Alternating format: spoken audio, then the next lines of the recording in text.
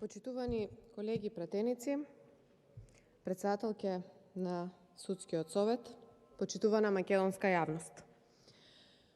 Во продолжение на говорот на Антонио Милошевски со примерите од пракса, од секојдневниот живот, зошто македонската јавност нема доверба во судството, еве јас ќе продолжам со уште еден пример.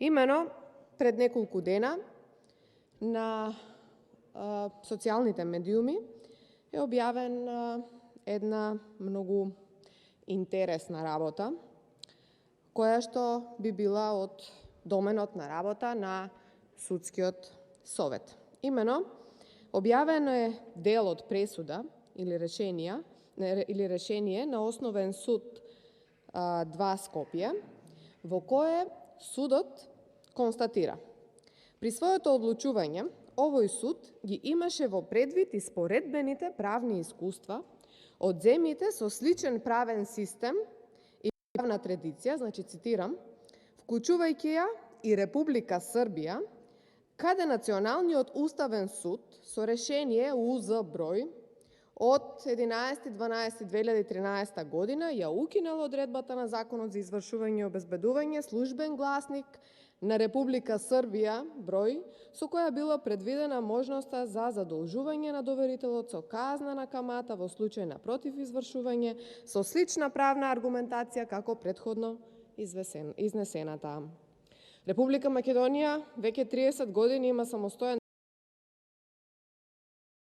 устав, закони, подзаконски акти, ратификувани меѓународни договори и други извори на правото. Во најмала рака, скандалозно е наш суд да се повикува на решение на Уставен суд на друга држава и на законски одредби кои се применуваат таму. Ова е еден од примерите што го рушат правосудниот систем, ја рушат довербата на граѓаните во правосудниот систем, а истите се од надлежност и понатамошно постапување на Судскиот совет. Имено цело време зборуваме и извештајот кој што денес го имаме пред нас и кој што треба да го разгледаме и проследиме е годишен извештај за работата на Судскиот совет за 2020 година. Имено зборуваме за ажурност и неажурност на судовите, меѓутоа никој не зборува за содржината на пресудите кои што ги носат судиите во судовите низ цела Македонија. Никој не отврдува што таму пишува и уште колку вакви небулози содржат пресудите низ цела Македонија. А со истите се соочуваат граѓаните секојдневно. И затоа суштината не е во бројките и во завршените предмети, туку како тоа се завршени тие предмети. Таа методологија која што ја имате утврдено и врз основа на која ја оценувате работата на судиите, истата воопшто не предвидува некаков механизам во кој што ќе се утврди одредена одговорност на судиите кој што ќе направи еден ваков абсурд. Како може да се повикува на устав од друга држава или на правна пракса од друга држава, а истовремено да зборуваме за вратени пресуди од Страсбур и огромни суми пари кои што државата во иднина ќе треба да ги плаќа, бидејќи нашите судови во Република Македонија не почитуваат правна пракса која што е создадена од Меѓународниот суд за човековите права. Најбитниот орган во судството на Република Македонија е Судскиот совет. Меѓутоа, она за кое што треба да зборуваме денес, без да се повторам и без да навлегувам во бројките и содржината на извештајот, бидејќи веќе беше разгледан од страна на моите колеги пратеници претходно, јас би сакала да зборувам за препораките.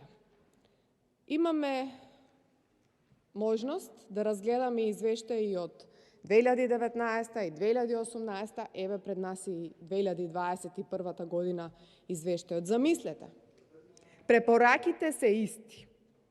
Дали тоа ние тапкаме во место веќе 4-5 години?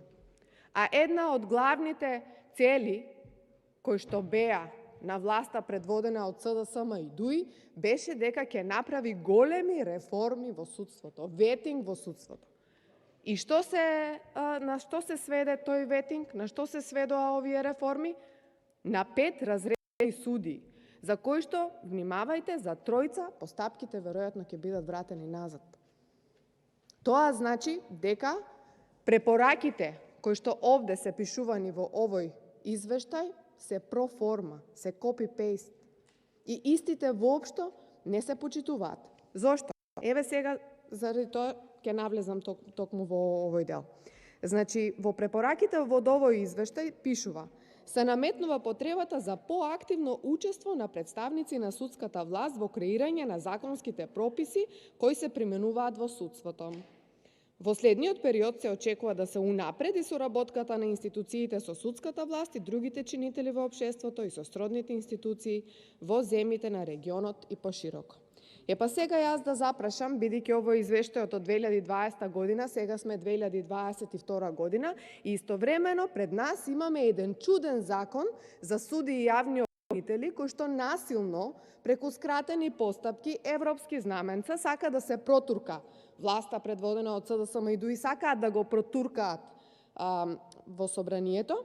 И сега, ако се залагало Советот на суди да придонесува со својата работа и еве да соработува понатаму во законски решенија, дали воопшто го има погледнато овој закон? И дали не е мешање и субјективен елемент на одлучувањето на комисијата која што треба да одлучува кои ќе бидат следните суди и јавни обвинители? Понатаму, вика: иницирање на постапка за донесување на посебен закон за вработените во судската власт, која ќе го регулира статусот, класификација, вработувањето, унапредувањето, стручно усовршување и оспособување, мерење на ефектот и други прашања во врска со работниот однос, вклучувајќи и вработените во Советот, Академијата и понатамошниот технички персонал. 2 години и 4 години предходно се најавува истото. Досега ние вакво законско решение немаме видено. А секојдневно гледаме како низ ова собрание поминуваат други законски решенија, зголемување на плати на поединци, а на обичните работници и персоналот кои што работат во судиите е заборавен скроз и само декларативно заложби за грижа нивна, дека понатаму ќе се заврши преку собранието и собранието на крајот ќе биде виновно. И на крај, замислете, 2020 година Советот на Судскиот совет, во текот на 2020 година има посебни барања за утврдување на одговорност за 140 суди, односно 58 барања. Советот запрел само една постапка. Меѓутоа, како финално, разрешени се 2 судии за постапки поведени во 2019 и 3 судии за постапки поведени во 2018 година. Крајниот резултат за работата на оваа институција била разрешени 5 судии. Разрешени судии во претходната 2019 година имало 3 судии во постапки поведени во 2017 и 1 судија во постапка поведена во 2019 година. И сега повторно да се запрашаме каде се реформите во судството кои што се предвидуваат.